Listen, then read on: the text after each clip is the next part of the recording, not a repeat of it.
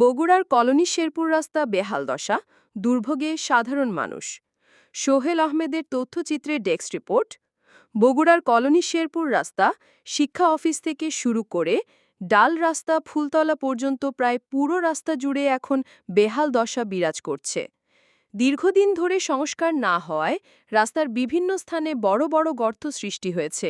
বৃষ্টি হলে এসব গর্তে পানি জমে রাস্তাটি আরও বিপজ্জনক হয়ে ওঠে।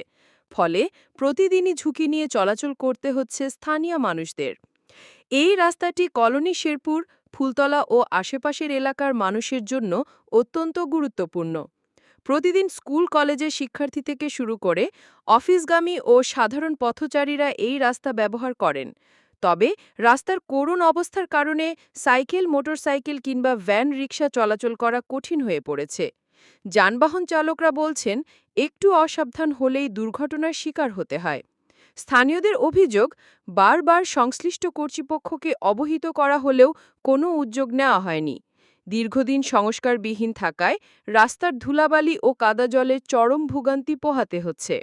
ব্যবসায়ীরাও বলছেন, রাস্তায় যান চলাচল ব্যাহত হওয়ায় পণ্য পরিবহনের সমস্যা হচ্ছে, বেড়েছে খরচ ও সময়ের অপচয়।